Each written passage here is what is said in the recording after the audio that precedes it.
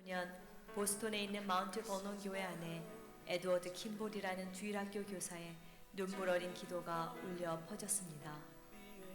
한 영혼을 천하보다 사랑하시는 주님, 저에게 맡겨주신 한 영혼을 위해 오늘도 기도합니다. 이 아이가 주님을 만나고 거듭난 삶을 살게 하시옵소서. 기도를 마친 킴볼은 학생이 일하는 구두방을 찾아가 예수 그리스도의 사랑을 전했습니다. 그날 킴볼의 진실한 나눔을 통해 하나님은 소년의 마음을 여셨고 구원의 감격을 맛보게 하셨습니다. 이 소년이 바로 100만 명을 전도한 19세기 최고의 복음 전도자 D.L. 무디였습니다. 훗날 무디는 영국에 전도 여행을 가서 프레드릭 마이어가 담임하는 교회에서 설교를 했습니다. 그 설교를 통해 마이어는 큰 도전을 받고 무디와 같은 순회 전도자가 되어 전 세계를 다니며 복음을 전했습니다. 몇 년 후 마이어는 미국의 무디 신학교에서 강의를 하게 되었습니다. 그 강의를 통해 한 청년이 하나님께 온전히 헌신하게 되었는데 그가 바로 미국의 유명한 부흥사로 한국에 와서 100만인 구령운동에 불을 지핀 윌버 체프만이었습니다. 체프만이 각지를 다니며 복음전도 캠페인을 할 때 옆에서 체프만을 도우며 목회를 배우고 영향을 받았던 메이저리그 야구 선수 출신의 청년이 있었습니다. 그가 바로 90만 명 이상이 회심했던 20세기 초 미국 대부흥의 주역인 빌리 선데이입니다. 1924년 빌리 선데이 집회에서 감동을 받은 한 기독교 모임에서 도시 복음화를 위한 기도를 시작했습니다. 5년 후 그들은 모르드게 헤미라는 전도자를 초청해 부흥회를 열었는데 그때 16살의 한 소년이 자신의 삶을 주님께 헌신하기로 결정했습니다. 그 소년이 바로 역사상 가장 탁월한 복음 전도자로 수백만 명을 주님께 인도한 빌리 그레함입니다. 한 영혼을 사랑하였던 주일학교 교사 한 사람을 통해 하나님은 수백만 명이 구원받는 놀라운 일을 행하신 것입니다. 오늘도 하나님은 한 영혼을 사랑하는 한 사람, 한 영혼을 위해 눈물로 기도하는 한 사람, 그리고 한 영혼에게 생명의 복음을 전하는 한 사람을 찾고 계십니다. 오늘 우리가 이 자리에서 그 한 사람이 되기로 순종할 때 우리는 보게 될 것입니다. 이 40일 대각선 기도의 강구가 수백만 아니 수천만의 구원과 회복의 역사로 드려지는 놀라운 감격과 감사의 날을 보게 될 것입니다. 주여, 나 한 사람을 통해 온 땅이 변화되는 역사를 보게 하시옵소서. 주여, 우리에게 한 영혼을 사랑하는 마음을 더욱 부어주시고 생명의 복음을 나누는 담대함과 용기를 주시옵소서. 한 사람의 전도가 세상을 바꿉니다. 한 사람의 기도가 기적을 만듭니다. 기도하면 됩니다. 하나님은 응답하십니다.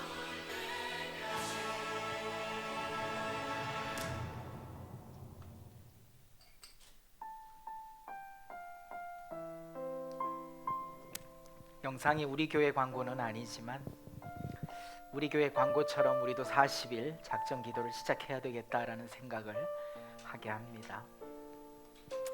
오늘도 우리 정직한 신앙 고백 우리 하나님 앞에 올려드리면서 예배로 나아가십시다. 다 같이 사도신경으로 신앙 고백하겠습니다.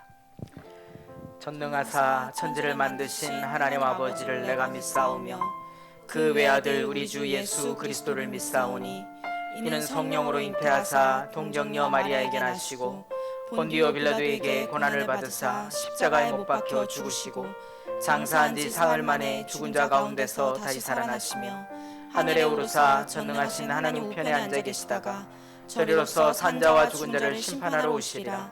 성령을 믿사오며 거룩한 공예와 성도가 서로 교통하는 것과 죄를 사하여 주시는 것과 몸이 다시 사는 것과 영원히 사는 것을 믿사옵나이다. 아멘.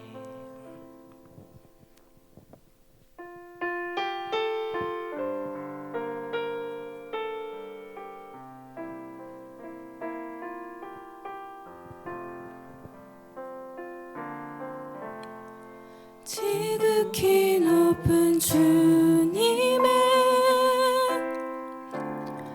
낮이 성소로 들어갑니다. 세상의 신을 벗고서 주 보좌 앞에 엎드리리. 내 주를 향한 사랑과 그 신뢰가 사그러져 갈 때 하늘로부터 이곳에 장막이 덮이네.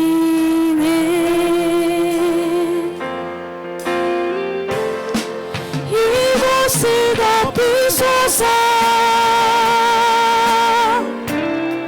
이곳을 비추소서. 내 안에 무너졌던 모든 소망 다 회복하리니. 이곳을 지나소서. 이곳을 만지소서. 내 안에 죽어가는 모든 예배 다 살아나리. 이곳을 덮으소서. 이곳을 덮으소서. 이곳을 비추소서. 내 안에 무너졌던 모든 소망 다 회복하리니. 이곳을 지나소서. 이곳을 만지소서. 내 안에 죽어가는 모든 예배 다 살아나리.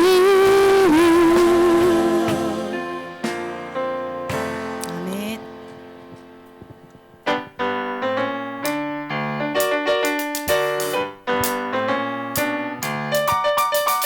예수님이 말씀하시니 물이 변하여 포도주 됐네.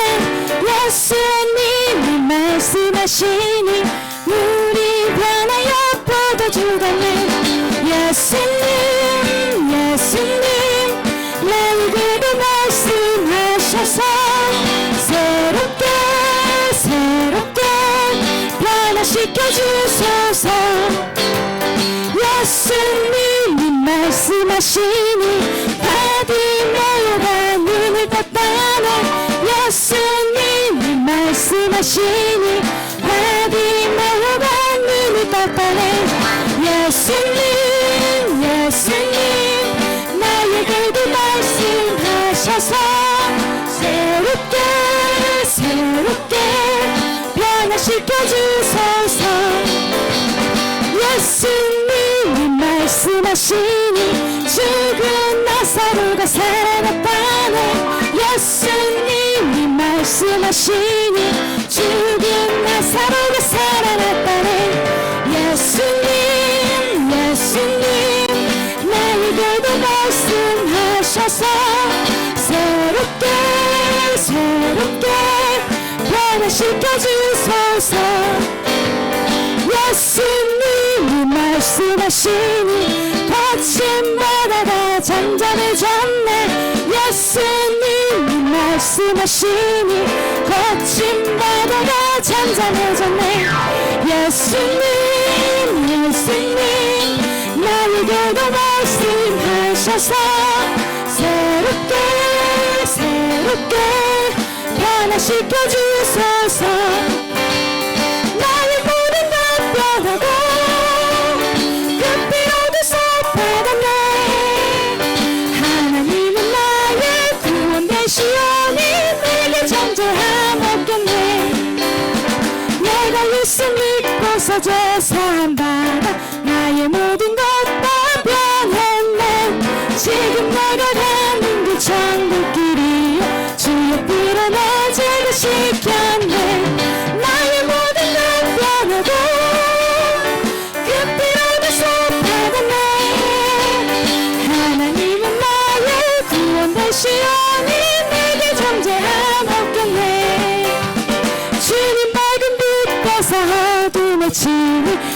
내 모든 것 다 변했네. 지금 내가 주 앞에 온전케 되면 즐거운 나를 의지한 일세. 나의 모든 것 변하고 그 피로 그 받았네. 하나님은 나의 구원 되시오니 내게 정죄하옵. 나 주의 믿음 갖고 나 주의 믿음 갖고 홀로 걸어도 나 주의 믿음 갖고 너를 부르네. 고픈 구름 몰아치고 하늘 덮어도 나 주의 믿음 갖고 실망치 않네. 주는 내 친구 진실한 친구 세상 끝까지 주를 믿으니 고픈 구름 몰아치고 하늘 덮어도 나 주의 믿음 갖고 실망치 않네. 내 주는 선한 목자 내 주는 선한 목자 나를 인도해. 사망의 골짜기로 가르치라고 주님께서 나의 길을 인도하시니 나 주를 따라가리 언제까지나. 주는 내 목자 선하신 목자 어디 가든지 함께 하시네. 주님께서 나의 길을 인도하시니 나 주를 따라가리 언제까지나.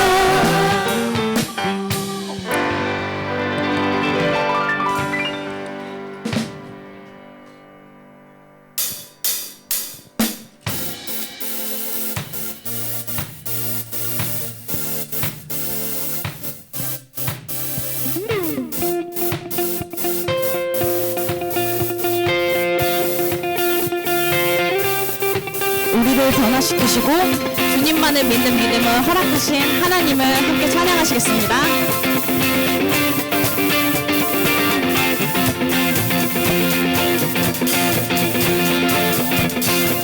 나는 노래하네. 나는 노래하네. 자유케 하신 주의 사랑 모든 것을 내어주시고 우리를 구하셨네. 나는 노래하네. 나는 노래하네. 날 구원하신 주의 은혜 모든 것을 주께 맡기고 내 삶 주께 드리리. 누가 우리를 주의 사랑에서 끊을 수 있으리. 나 이제 주만 위에 살겠네. 그 어떤 것도 막지 못하네. 주님의 사랑 작은 나를 감싸네. 오 주의 영광 아래 살겠네. 나는 노래하네. 나는 노래하네.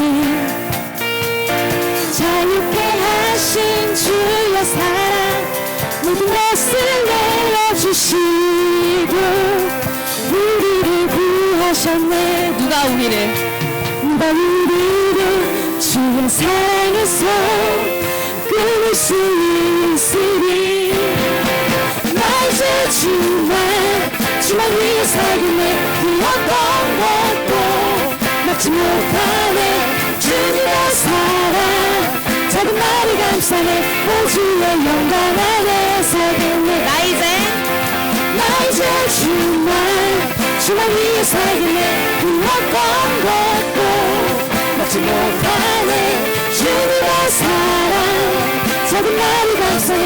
오 주의 영광 안에 오 주의 영광 안에 살겠네. 오 주의 영광 안에 살겠네. 오 주의 영광 안에 살겠네.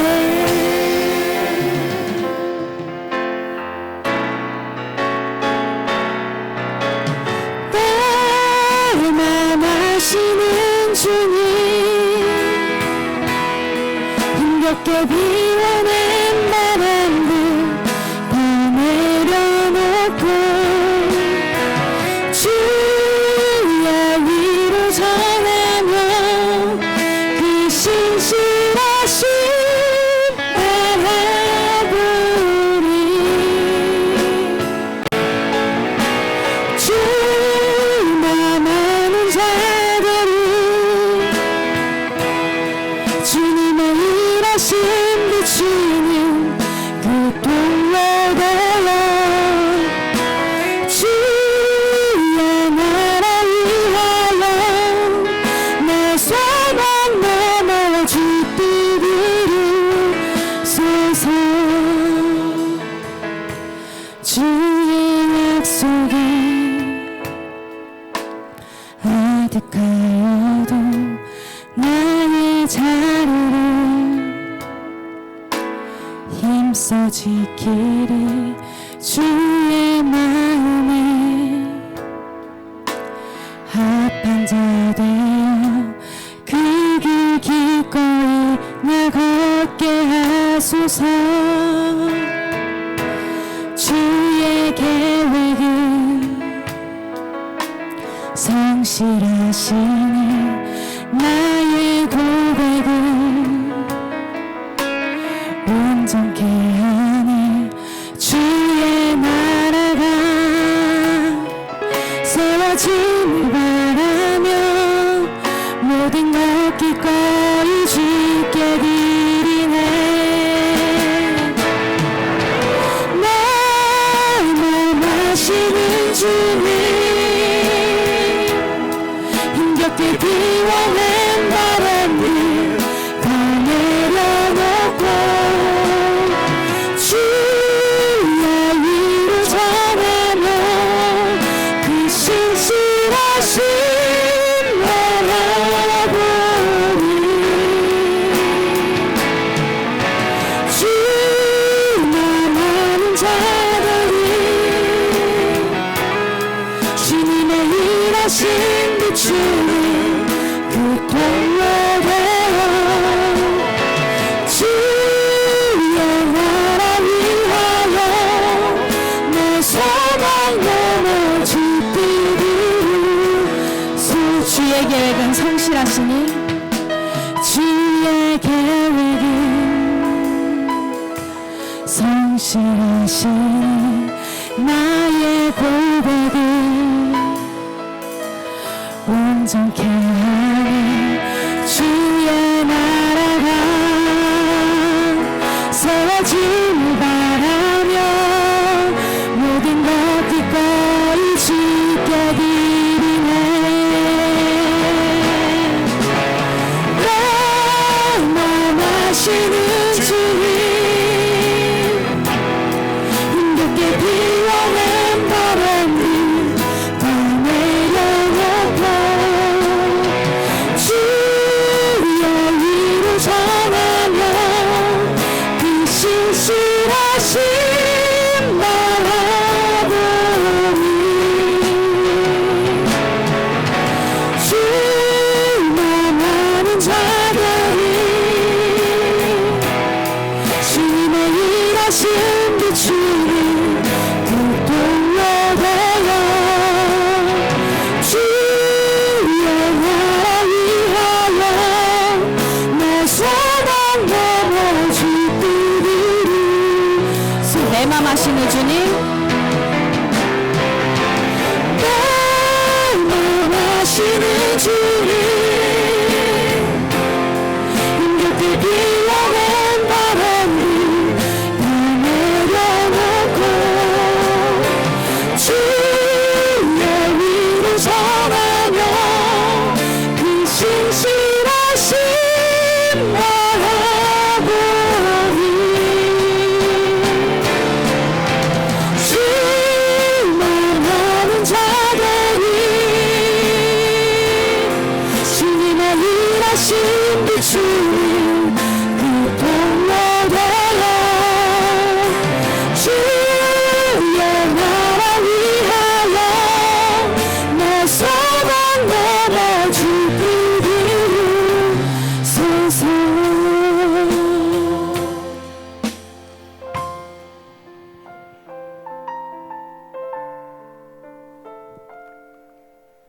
이 시간 같이 기도하십시다. 성도의 가정과 자녀들을 위해서 기도하십시다. 직장과 생업을 두고 기도하십시다. 목장과 교회를 위해서 기도하십시다. 선교사님들과 선교지를 위해 기도하십시다. 우리가 발로 밟고 디디며 다니는 모든 곳이 예수님을 구주와 주인으로 영접한 삶 되게 하옵소서. 그 곳곳에 하나님 나라를 경험하는 놀라운 은혜를 부어 주시옵소서. 성경의 가르침에 순종하며 11조 헌금을 드리고 감사 예물을 드립니다. 오늘도 마음을 담아 예물을 드리며 그것이 흘러가는 곳곳에 회복이 임하게 하시고 교회가 세워지는 축복을 허락하여 주옵소서. 우리 마음의 소원을 가지고 간절한 마음으로 합심해서 함께 기도하겠습니다. 다 같이 기도하십시오. 사랑의 하나님 아버지 감사드립니다. 아버지 한 주간도 주님을 잊고 아버지 또한 그 세상 가운데 주님을 붙잡으라 너무 힘든 삶을 사는 저희들 아버지 딱 가운데 불러주시고 주님 앞에 나오게 하시고 아버지 예배하게 하시고 기도하게 하시고 찬양하게 하신 그 신실하신 주님의 은혜에 감사를 드립니다. 하나님 아버지 이 시간 저희가 분주한 마음을 가지고 아직도 내려드리지 못한 그 세상의 마음을 가지고 또한 나 자신을 가지고 주님 앞에 나아온 가운데 있습니다. 아버지 이 모든 것을 예수 그리스도의 보혈로 변화시켜 주시며 예수님의 이름을 믿는 그 사람들이 다 그 믿음으로써 구원을 얻는다고 하셨사오니 아버지 그 말씀 믿고 아버지 이 시간 주님을 붙잡습니다. 하나님 아버지 저희의 심령을 변화시켜 주시옵시고 저희의 영혼을 새롭게 하여 주시옵소서. 아버지 저희의 영혼을 새 무대에 담아 주시옵시고 아버지 그러한 저희를 통하여서 주님께서 바라보시는 그 심령 무대 가운데 아버지 그 영혼들 가운데 저희가 나아가 저희 손과 발이 아버지 주님의 손과 발을 대신할 수 있도록 주님 도와주시옵소서.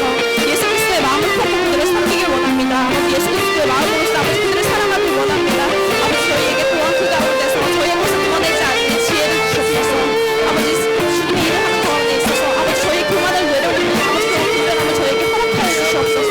하나님 아버지 이 시간 주님을 믿고 주님 앞에 나아온 자들 주님을 기억하는 모든 자들 가운데 주님 함께하여 주시옵시고 아버지 주님께서 역사해 주시는 아버지 그 마음 가운데 아버지 그 기쁨 감사함을 주님 앞에 찾는 손으로 하옵소서. 아버지 그런 주님의 자녀들 될 수 있도록 인도하여 주시옵소서. 하나님 우리 그런 각 목자 그런 가정 아버지 그런 각 개인의 영혼이 되기를 원합니다. 하나님 아버지 저희를 불러주셨사오니 아버지 주님의 그 신실하신 계획을 믿고 아버지 이 시간 그 말씀을 받아들일 수 있게 주님 인도하여 주시옵소서. 아버지 살아있는 말씀을 목사님을 통해서 저희가 아버지 그 들었을 때 아버지 그 말씀 때문에 그 것이 없어지는 것이 아니고 아버지 저희 마음 가운데 우리가 하나님 아버지 말씀 성령의 열매를 맺을 수 있기를 원하옵니다. 하나님 아버지 성령의 열매를 맺고 아버지 그 믿는 믿음이 살아있는 믿음으로서 저희 행실로서 옮겨지기를 원하오니 이 시간 그런 예배 시간이 될 수 있게 주님 인도하여 주시옵소서. 이 시간 그런 예배 시간이 될 수 있게 주님 인도하여 주시옵소서. 주님 함께하여 주시옵소서. 주님 함께하여 주시옵소서.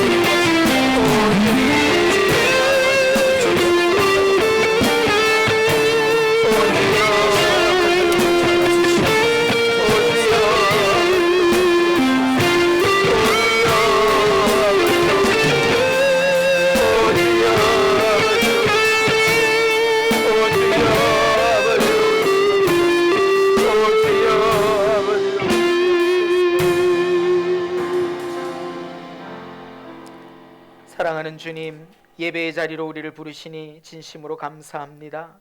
하지만 평범한 일상의 삶에서 주님을 잘 믿는 것이 너무나 어려운 시대입니다. 어떻게 사는 것이 예수님을 잘 믿는 것인지 구분하기도 어렵고 자칫 잘못하면 겉모습만 화려한 외식이 되거나 보여지는 모습 때문에 서로를 정죄할 수 있습니다. 죄가 소멸되지 않기 때문임을 깨닫습니다. 우리 중에 죄악을 완전히 소멸할 수 있는 사람은 없지만 말씀과 기도로 예수님과 동행하면서 수많은 유혹과 죄악의 힘을 능히 이기도록 인도하여 주옵소서. 혼자 신앙생활할 수 없으니 서로 의지하고 격려하며 힘을 내는 믿음의 현장이 만들어지게 하옵소서. 서로 사랑하고 위로하고 칭찬하며 힘을 내게 하시고 믿음의 본이 되는 멘토를 만나는 아름다운 현장이 되도록 주님 역사해 주옵소서. 오늘도 정성껏 예물을 드립니다. 주님께 헌금하고 모자라지는 것이 아니라 더 풍성함을 경험하게 하옵소서. 하나님의 복의 원리를 맛보게 하옵소서. 코비드-19 팬데믹으로 인해서 위축된 경제가 회복되게 하시고 성도들의 경제활동도 사회활동도 어려움이 없도록 보호하여 주옵소서. 그러나 물질 세계의 영향력을 가지고 교회를 세우려고 하지 않게 하시고 오늘도 성령만 의지하며 성령의 충만함으로 교회가 세워지는 신약교회의 회복을 맛볼 수 있도록 주님 은혜를 입혀 주옵소서. 오늘도 예배하는 기쁨으로 충만하게 하시고 성령의 충만함으로 채워지는 오늘 이 시간 예배가 되도록 역사해 주옵소서. 말씀을 전하는 연약한 종에게 성령의 충만함을 덧입혀 주옵소서. 감사드리옵고 예수님의 이름으로 간절히 기도드립니다. 아멘.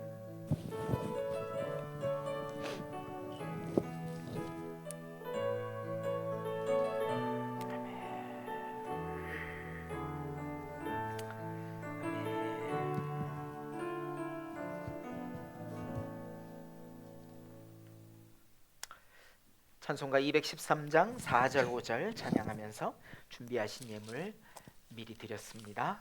찬송하시겠습니다.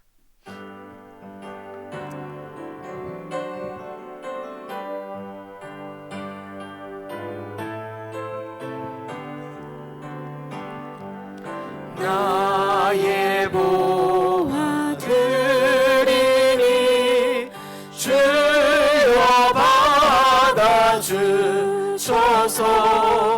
하늘나라 위하여 주 뜻대로 쓰소서.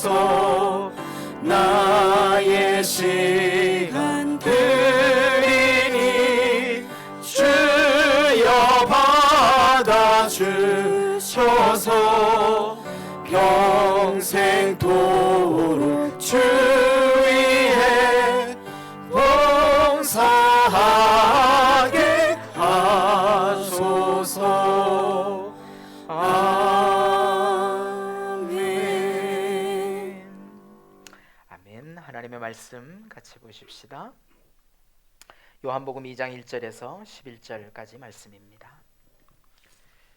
사흘째 되는 날에 갈릴리 가나에 혼인잔치가 있었다. 예수의 어머니가 거기에 계셨고 예수와 그의 제자들도 그 잔치에 초대를 받았다.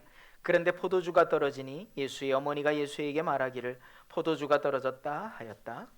예수께서 어머니에게 말씀하셨다. 여자여, 그것이 나와 당신에게 무슨 상관이 있습니까? 아직도 내 때가 오지 않았습니다. 그 어머니가 일꾼들에게 이르기를 무엇이든지 그가 시키는 대로 하세요 하였다. 그런데 유대 사람의 정결 예법을 따라 거기에는 돌로 만든 물 항아리 6이 놓여 있었는데 그것은 물 2-3 동이들이 항아리였다. 예수께서 일꾼들에게 말씀하셨다. 이 항아리에 물을 채워라. 그래서 그들은 항아리마다 물을 가득 채웠다. 예수께서 그들에게 말씀하시기를 이제는 떠서 잔치를 맡은 이에게 가져다 주어라 하시니 그들이 그대로 하였다. 잔치를 맡은 이는 포도주로 변한 물을 맛보고 그것이 어디에서 났는지 알지 못하였으나 물을 떠온 일꾼들은 알았다. 그래서 잔치를 맡은 이는 신랑을 불러서 그에게 말하기를 누구든지 먼저 좋은 포도주를 내놓고 손님들이 취한 뒤에 덜 좋은 것을 내놓는데 그대는 이렇게 좋은 포도주를 지금까지 남겨두었구려 하였다. 예수께서 이 첫 번 표징을 갈릴리 가나에서 행하여 자기의 영광을 드러내시니 그의 제자들이 그를 믿게 되었다. 아멘. 우리가 누구인지 확인하십시다. 주님, 제가 예배자입니다. 주님, 제가 예배자입니다. 주님, 제가 헌신자입니다. 주님, 제가 헌신자입니다. 주님, 제가 전도자입니다. 주님, 제가 전도자입니다. 함께 읽으십시다. 시작. 우리의 행복은 정직한 기도로 시작됩니다. 매일 경건을 연습하면 실제로 행복합니다. 내가 행복하면 우리 모두 다 행복해집니다. 아멘. 하나님 말씀을 같이 나누는 시간입니다. 오늘은 요한복음 묵상 5번째 시간이고요. 주보에 나온 대로 복음을 전하시면서 왜 기적을 사용하셨나요? 이런 제목으로 말씀을 같이 나누도록 하겠습니다. 말씀을 시작하기 전에 요한복음 묵상이 어떤 의미를 가지고 있는지 한번 점검하면서 들어가 보십시다. 요한복음 묵상의 의미는 예수님을 잘 믿는 것이 무엇인지 알기 위해서인 것은 틀림없는 사실이죠. 첫 시간에 요한복음 첫 시간에 제가 요한복음을 통해서 예수님을 만나십시다.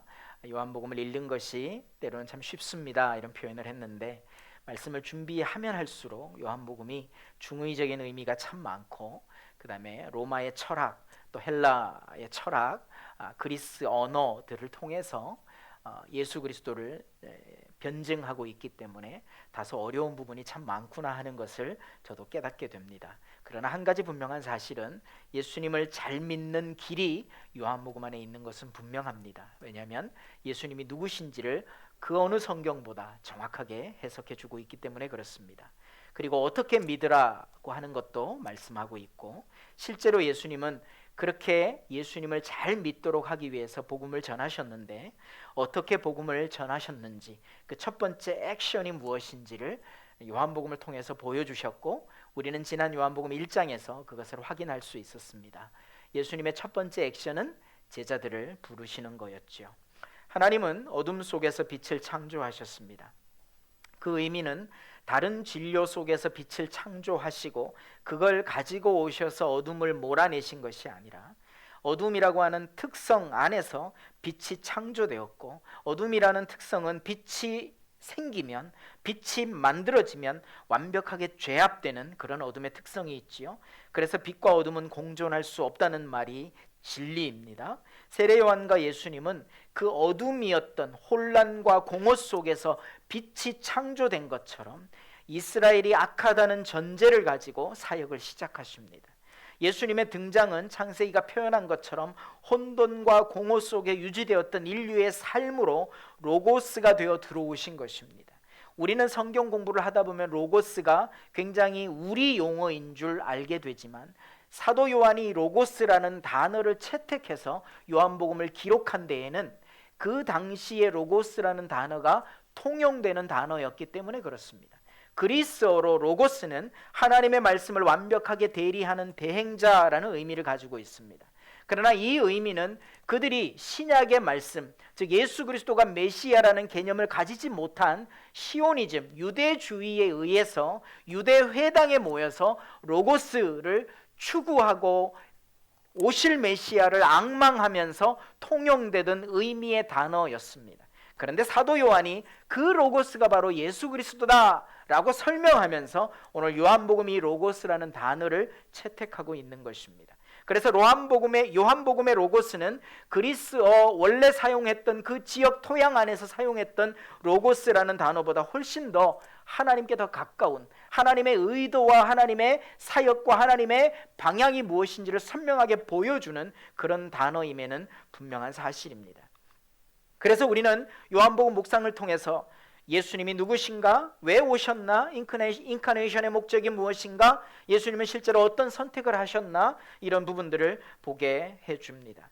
인카네이션 자체는 너무 귀하지만 그 다음 액션이 무엇인지 살펴보게 되는데, 그것은 바로 사람을 찾고 세우시는 장면이었습니다.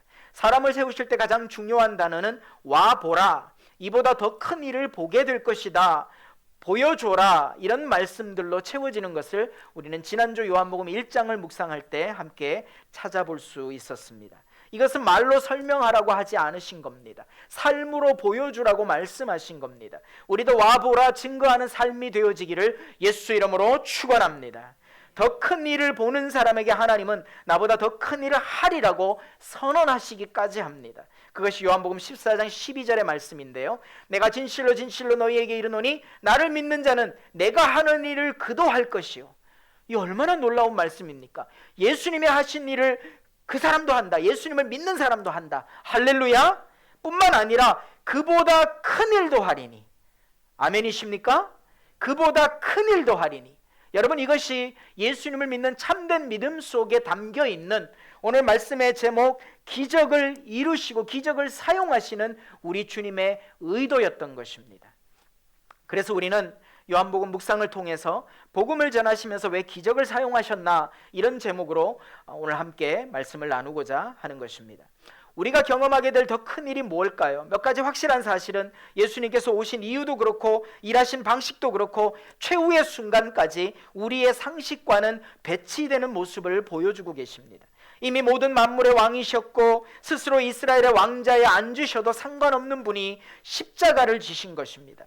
그런데 말씀의 근원이시며 말씀 자체이시며 빛이라고 하시고 우리에게도 큰 일을 보리라고 말씀하신 바로 그분이 내가 예수야, 이걸 보여주기 위해서 기적을 사용하셨을까요?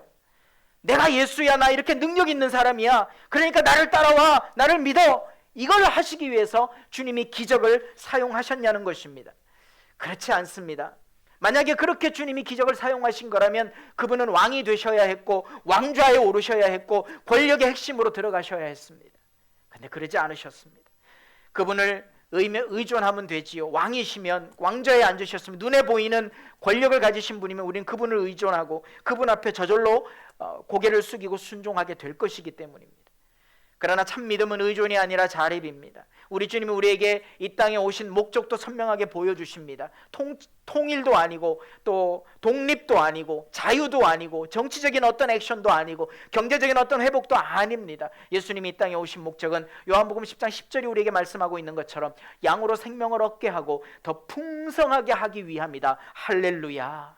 생명된, 생명을 가지고 있는 우리 사랑하는 성도들이 그 생명의 풍성함을 누리는 것이 예수 믿는 참된 목적인 것을 성경이 우리에게 보여주고 있는 것입니다. 그래서 우리가 그 기적을 바라보면서 우리도 할 수 있구나. 그런데 우리도 할 수 있다고 받아들이는데 문제가 뭐냐? 기적이라는 걸 정의하고 있는 모습입니다. 우리가 어떤 모습으로 기적을 정의하고 있습니까? 기적은 문제 해결, 기도 응답, 상황 재편, 대박, 성공, 회복, 안 될 게 되는 그런 일이라고 우리는 기적을 정의하고 있기 때문에 너도 기적을 행할 수 있어 주님이 말씀하시지만 우리가 과연 이렇게 되는 거죠. 사랑하는 여러분, 기적의 정의를 바꾸세요. 기적을 바라보는 관점을 바꾸세요. 기적은 어떤 물질 세계의 변화만이 기적이 아닙니다. 오늘도 물로 포도주를 만드시는 것은 물질의 변화를 담고 있지만 그 자체가 목적이 아니었음을 성경이 보여주고 있잖아요. 사랑하는 여러분, 오늘 우리가 기적의 정의를 바꾸면 우리도 기적의 주인공이 된다. 할렐루야. 여러분, 이 사실을 믿으면 오늘 말씀이 이해되는 것이 아마도 너무나 쉽지 않을까 생각해 봅니다. 오늘 저는 우리도 할 수 있다는 것을 보여주신 하나님을 증거하고 싶습니다. 더 큰 일도 보리라 하셨고 더 큰 일도 하리라 선포하십니다. 동일한 목적은 다른 과정이어도 동일한 결과를 만들어 줍니다. 우리는 지난주에 이런 말씀을 나누었죠. 율법을 묵상하는 장소로 무화과 나무 아래가 많이 사용되었는데 무화과 나무 아래에 있던 나다나엘을 부르시면서 하셨던 대화입니다. 이 대화 속의 핵심은 뭡니까? 보시고 보아라, 보았다, 더 큰 일을 내가 볼 것이다, 보게 될 것이다. 여러분, 왜 이런 말씀을 하셨습니까? 그것이 복음이기 때문에 그렇습니다. 그것이 진리이기 때문에 그렇습니다. 뿐만 아니라 이걸 보여주고 나도 이렇게 보여줄 수 있는 삶을 살아야 되겠구나, 이런 다짐만 하는 게 아니에요. 주님, 인자 위에 천사들이 오르락내리락 하는 것을 볼 것이다. 창세기에 야곱이 이스라엘이 되는 장면까지 요한복음이 정확하게 묘사하고 있다는 것까지 우리가 설명을 했습니다. 그렇게 묵상을 했습니다. 그건 뭘 의미합니까? 주님과 동행할 때, 인자가 임할 때 천사가 오르락내리락 하는 모습, 주님이 나와 동행하실 때 내 안에 우리가 생각하는 기적이 아니라 생명과 연관된 놀라운 기적들이 만들어질 것이다. 그래서 교회가 이룰 수 있는 진짜 기적은요, 2층짜리 교회가 5층짜리 교회가 되는 게 아니라 진짜 기적은 예수를 믿지 않았던, 예수를 핍박했던, 예수를 배반했던 사람들이 진짜 예수님을 믿는 믿음의 공동체로 세워지는 것이 진짜 기적인 줄 믿습니다. 그런 교회로 세워질 줄 믿습니다. 그렇다고 한다면 주님은 기적을 그래서 사용하셨구나, 이해가 되어지고요. 그 기적을 내가 예수야 나타나기 위해서 쓰신 것이 아니라 생명 때문에 쓰셨다, 복음을 전하기 위해서 좋은 방편으로 쓰셨다라고 한다면 주님은 이렇게도 말씀하셨다는 걸 여러분 기억하셔야 돼요. 그보다 큰 일도 하리라 라고 우리에게 말씀하셨다는 거예요. 요한복음 14장 12절입니다. 우리가 함께 믿음을 가지고, 확신을 가지고 선포하며 읽으십시다. 내가 진실로 진실로 너희에게 이르노니 나를 믿는 자는 내가 하는 일을 그도 할 것이요 또한 그보다 큰 일도 하리니 이는 내가 아버지께로 감이라.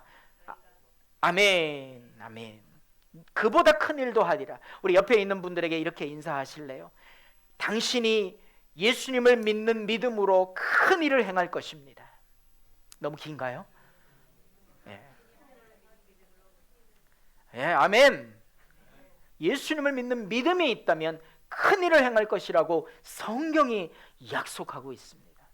그 믿음으로 우리가 생각하는 물질의 기적 말고 교회를 세우는 기적, 가정이 회복되는 기적, 관계가 회복되는 기적, 자녀들이 주께로 돌아오는 기적, 이웃 사람들이 예수를 믿는 기적, 교회가 지탄과 탄압과 감시의 대상이 되고 있는 이 교회가 이 세계 속에서 정말 성경의 교회로 우뚝 서는 기적, 이런 기적들이 일어나게 될 줄로 믿습니다. 두 번째로, 어떤 문제가 해결되는 것은 기적이 아니에요.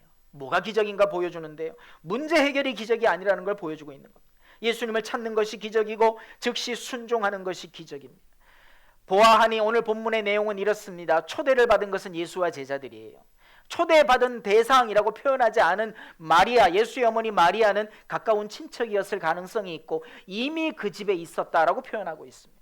그리고 예수와 제자들이 청함을 받았다 그랬습니다. 예수님이 갈릴리 가나로 가신 이유는 나다나엘, 빌립의 고향이었던 가나에서 예수님의 제자들을 부르시고 그들과 함께 하시기 위함이었습니다.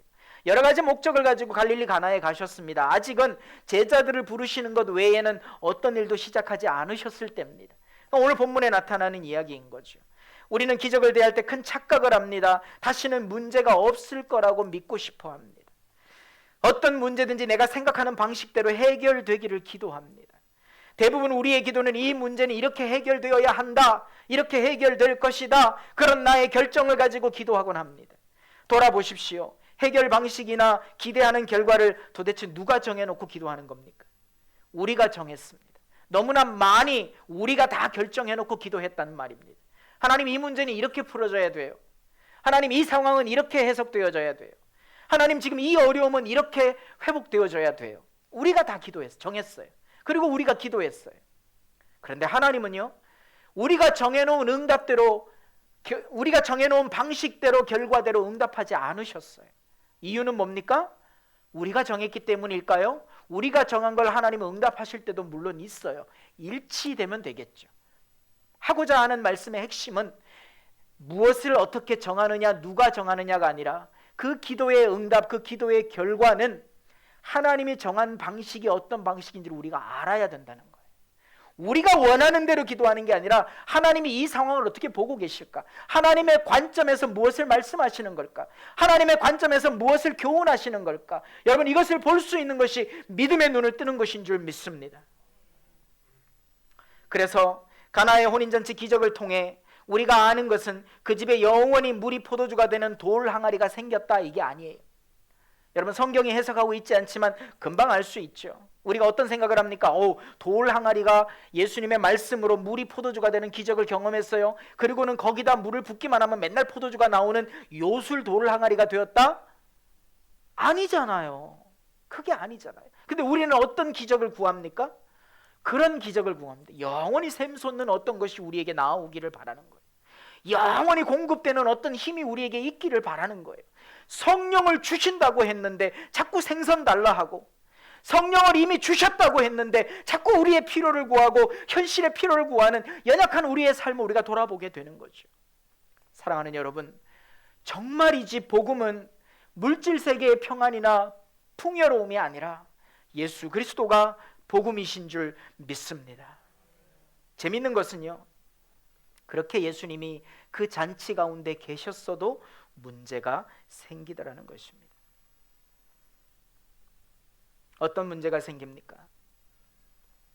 가나의 혼인잔치는 관습에 의한 정통 결혼 예식이었습니다. 평범한 일상의 삶이면서도 특별한 이벤트였죠. 영적인 모임이나 신앙적인 모임이 아니었단 얘기입니다. 유대인들의 풍습이었고 그들의 문화였습니다. 그 평범한 일상의 삶에서 생긴 문제입니다. 여러분, 이런 문제는 우리의 삶에도 많이 생깁니다. 주님께서 해결하셔야 할 어떤 긴급성도 없었습니다. 생명에 관한 일도 아니었습니다. 우리가 앞서 살펴본 것처럼 그냥 현실 속에서, 우리 일상의 삶 속에서 생기는 너무나 일반적인 문제 가운데 하나였던 겁니다.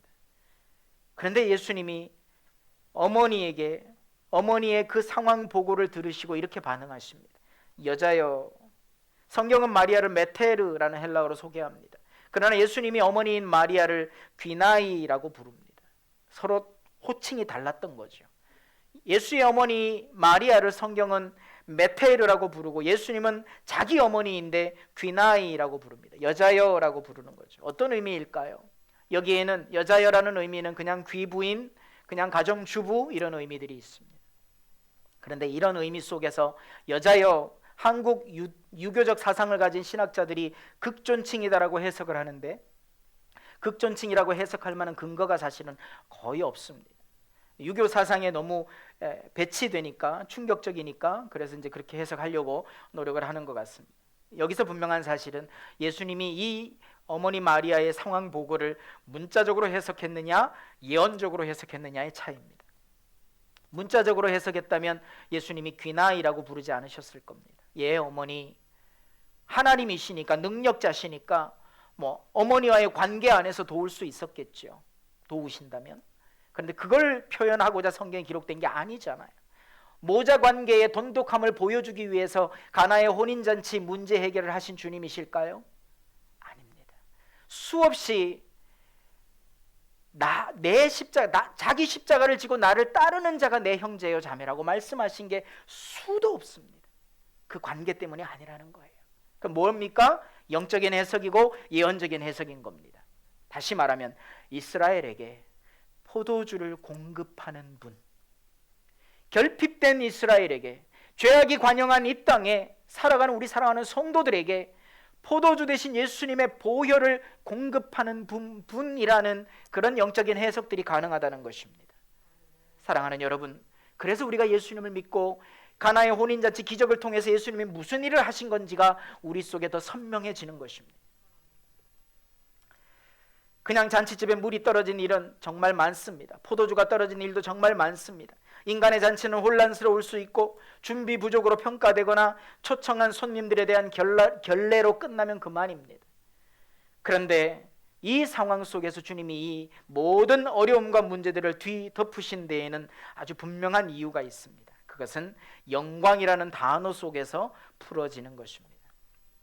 그 영광은 어떤 영광입니까? 우리가 세 번째 대시에서 생각해 보겠습니다만, 이 상황 보고를 듣고 주님이 영적으로 해석하셨다는 것이 우리 속에 적용되기를 바라는 거예요. 그 말은 뭡니까? 주님이 함께 하셔도 문제는 생깁니다. 그러나 그 문제의 해결을 통해서 우리가 주님과의 관계를 회복하면 우리는 영광으로 나아가는 길을 보게 되는 것입니다. 할렐루야. 그렇다면 세 번째로, 복음을 아는 사람과 모르는 사람이 공존한다는 비밀이 오늘 이 가나의 혼인잔치 이야기 속에 담겨 있습니다. 모든 것은 이전에 익숙한 맛이 있고 새롭게 변화된 맛이 있는 거지요. 연회장이라고 얘기하는 Master of Ceremony, 연회를 주관하는 사람, 오늘 세 번역에는 연회를 주관하는 사람, 잔치를 맡으니 이렇게 되어 있죠. 바로 그 사람이 왜 이런 포도주가 어디서 나왔는지 과정은 모르지만 맛을 보니까 알아요. 그래서 이렇게 얘기합니다. 신랑에게, 야, 이거 어디서 났어? 더 맛있네? 어디 이렇게 꼭꼭 숨겨놨다가 이제서 가지고 나온 거야? 이 설교를 할 때마다 포도주 좋아하시는 분들은 침을 삼키시더라고요. 그 도대체 얼마나 맛있는 걸로 변했길래 한번 먹어봤으면 좋겠다, 이런 소원이 드실 텐데, 여러분, 예수 그리스도를 만나면 그보다 훨씬 맛있는 포도주를 맛보는 것이 될 줄로 믿습니다.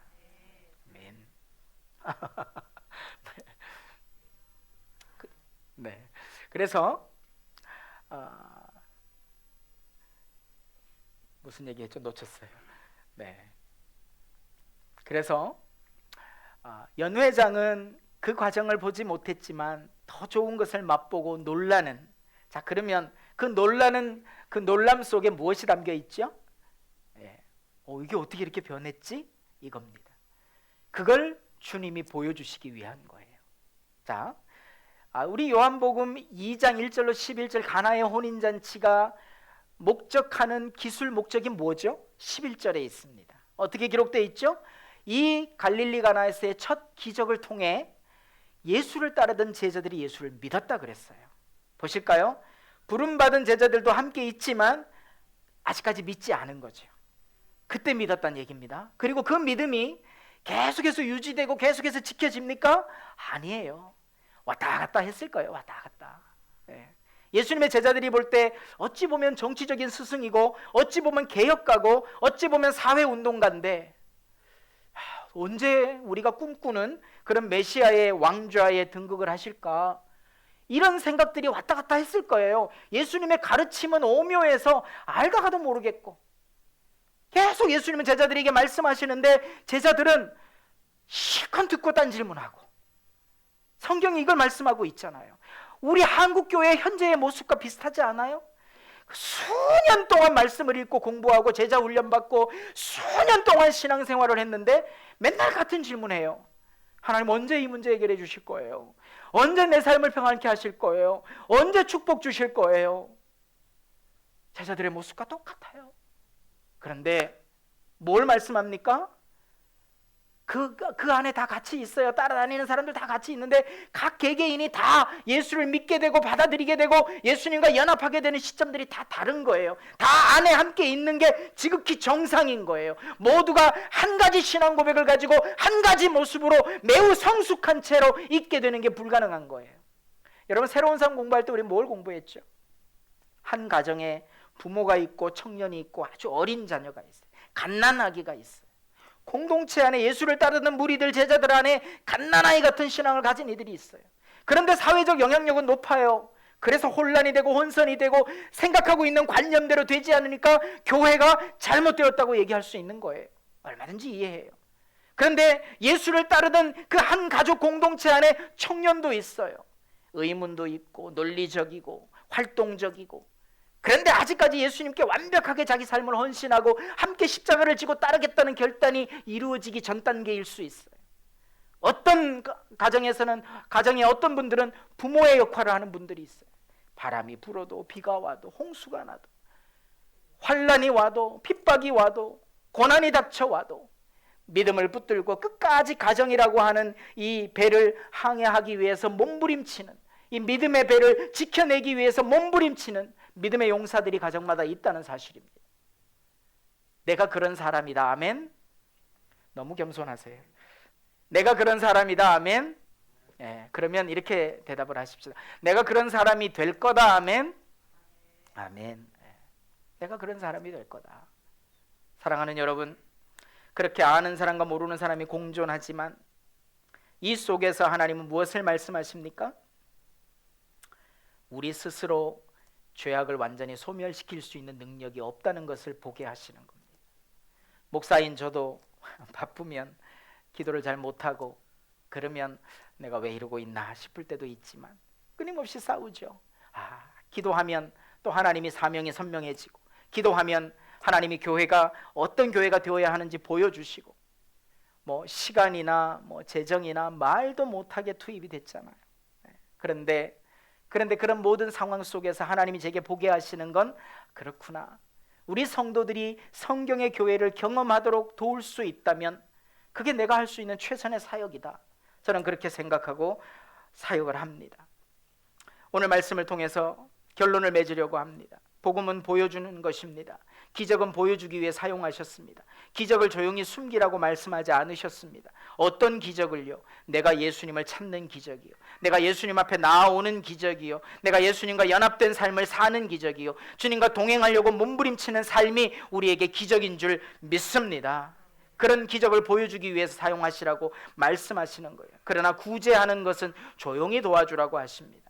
연회장은 못 본 사람입니다. 일꾼들은 본 사람입니다. 기적을 본 것은 영광을 본 것입니다. 영광이라는 단어를 주목해 보면 오늘 이 가나의 혼인잔치가 이야기하는 핵심이 무엇인지를 보게 될 것입니다. 그것은 출애굽기 40장에 표현하고 있는 말씀이에요. 40장 34절 우리 한 목소리로 함께 읽으십시다. 시작. 그때에 구름이 회막을 덮고 주님의 영광이 성막에 가득 찼다. 모세는 회막에 구름이 머물고 주님의 영광이 성막에 가득 찼으므로 거기에 들어갈 수 없었다. 모든 성막마다 성전마다 쉐키나 영광이 가득 찼다라고 성경에 표현하고 있습니다. 그리고 그 성전된 공간을 하나님은 우리를 향해서 너희가 성령이 거하시는 전이라고 말씀하고 있다는 사실입니다. 성전된 우리의 존재 안에 하나님의 영광을 드러낼 수 있는 것은 예수 그리스도의 기적의 원리를 우리가 우리의 삶에서 발견하는 것입니다.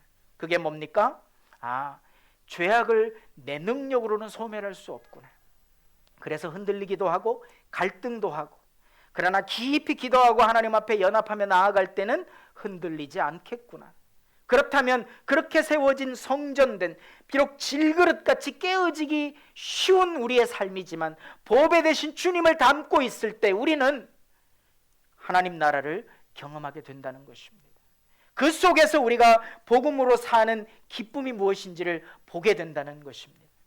우리가 이전까지는 에이 내가 죽어야지, 내가 죽자 이런 거 따라하고 그러기도 했어요. 오랜만에 한번 할까요? 한번 따라해 봅시다. 누구를 보지 말고 그냥 머릿속에 사람을 그리고 하셔도 돼요. 당신이 얼마나 사악하든지 따라하세요. 당신이 얼마나 사악하든지 내가 천사처럼 섬기겠습니다. 기억나세요? 우리 이런 거 따라했던 거? 한 번 더 따라 하실까요? 에휴 죽자. 에휴 죽자. 이런 거 따라 했었잖아요. 근데 오늘 말씀을 보니까 뭐 이거 계속 따라 해도 좋지만 오늘 말씀을 보니까 주님과의 연합, 주님과의 동행이 기적이구나. 그 기적이 나를 통해 보여지도록 하나님 하셨구나. 내가 예수 믿는 게 기적인데 그 기적을 우리가 이렇게 적용해 보자는 거예요. 이런 겁니다. 예수를 핍박하든 예수를 박해하든 불신하든 교회를 멸시하든 교회에 환난을 가지고 오고 핍박을 가지고 오고 시험을 가지고 오든 어떤 사람이 교회 밖에 어떤 사람이 예수를 믿게 되고 교회 공동체 안에서 회복이 되고 믿음으로 성장하는 광경을 본다. 여러분 이게 기적이라는 거예요. 이게 그 성전의 영광이 임하는 기적이라는 거예요. 할렐루야. 그럼 우리 자신에게 적용해 봅시다. 내가 갈등도 하고 의심도 하고 뭔가 우리에게 필요한 걸 구하기도 하고 뭔가 우리에게 어떤 걸 구하기도 했었는데 가만히 보니까 하나님은 나를 생명을 더 중하게 여기셨구나. 나를 위해 기적을 베푸셨는데 그 기적의 핵심이 나에게 예수께로 나아오라고 초청하신 거구나. 나에게 예수님의 모습을 와서 보라고 말씀하시는 거구나. 지금 예수님 어디 계시지? 부족하고 어렵고 힘들고 완벽하지는 않지만 예수님의 모습을 기뻐하며 감당하려고 살아가는 믿음의 선배들의 삶을 보는 것, 그 속에서 예수는 저렇게 믿는 거구나. 내가 저분처럼 예수 믿어야 되겠다. 여러분 한번 따라 하십시다. 옆 사람을 바라보면서 이렇게 얘기하세요. 내가 당신처럼 예수 믿을게요.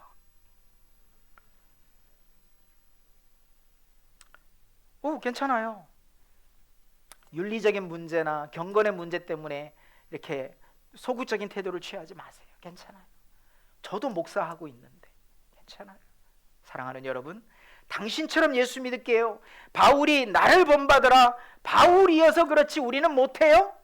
그럼 성경이 그걸 왜 기록했겠어요? 아브라함이요? 전적인 하나님의 선택이라고 말씀하고 있습니다. 하나님이 우리를 선택하셔서 성전된 삶을 살도록 이곳에 부르신 줄 믿습니다. 그렇다면 하나님의 영광을 드러내는 삶, 그 영광은 어떤 거예요? 문제도 공존해요. 언제든지 하나님이 함께 계셔도 문제는 있어요. 하나님 함께 계신다고 문제가 없는 삶이 있을까요? 없어요. 문제는 늘 있어요. 예수님이 함께 계셨는데 포도주가 모자라는 문제가 있었어요. 수많은 성경의 역사들을 보면 주님이 인도하셨음에도 불구하고 문제를 만나요. 그런데 진짜 기적은 내 안에 주님의 영광이 임하는 것, 그리고 그 영광을 드러내고 나타내는 것, 그리고 누군가를 따르며 예수 믿는 것을 배우는 것, 그렇게 정말 불신자가 VIP가 교회 공동체 안에 들어와서 예수를 믿게 되는 기쁨을 맛본다면, 과거처럼 예배당 안에서 막 은혜가 넘치고 성령의 기운이 가득 차고 막 그래서 안 믿는 자들이 와서 신기하고 놀라워서 예수를 믿겠다고 항복하고 예수 믿는 그런 시대는 지금은 아닌 것 같아요. 물론 그런 예배가 회복되어야 되겠지만 또 회복시켜 갈 거지만 우리가 할 수 있는 일인지 모르지만 최선을 다하겠지만, 그러나 진짜 우리의 삶에서 그렇게 믿음을 계승하고 우리 자녀들이 우리 부모님이 믿는 예수님 진짜 예수님 믿는 분들이야, 아멘, 이렇게 자녀들이 고백한다면 얼마나 기쁘고 감사한 하나님의 영광을 드러내는 삶이겠느냐는 것입니다. 여러분 그런 삶 살게 되시기를 예수 이름으로 축원합니다. 기도하겠습니다. 주님의 인카네이션을 우리에게 보여주시기 위함이었습니다. 주님을 바라보며 죄악의 속성을 제압하고 순종하겠습니다. 문제 해결을 간구하기보다 예수님과의 동행을 소원합니다. 여러분 이런 마음을 가지고 우리 합심해서 같이 기도하십시다. 주님,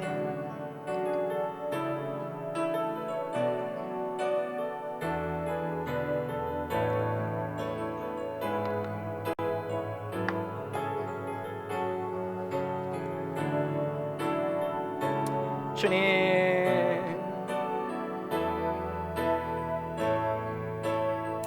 아버지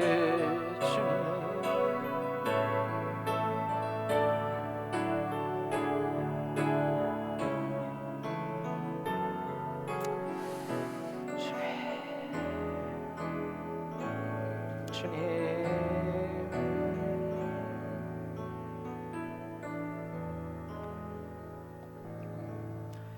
여러분은 꿈찬 교회 성도이며 하나님의 기쁨입니다. 다시 가정과 일터로 돌아갈 때 이 말씀을 기억하십시오. 사랑에는 거짓이 없어야 합니다. 악한 것을 미워하고 선한 것을 굳게 잡으십시오. 형제의 사랑으로 서로 다정하게 대하며 존경하기를 서로 먼저 하십시오. 소망을 품고 즐거워하며 환난을 당할 때에 참으며 기도를 꾸준히 하십시오. 성도들이 쓸 것을 공급하고 손님 대접하기를 힘쓰십시오. 기뻐하는 사람들과 함께 기뻐하고 우는 사람들과 함께 우십시오. 서로 한 마음이 되고 교만한 마음을 품지 말고 스스로 지혜로운 척하지 마세요. 할 수 있는 대로 모든 사람과 더불어 화평하게 지내십시오. 악에게 지지 말고 선으로 악을 이기십시오.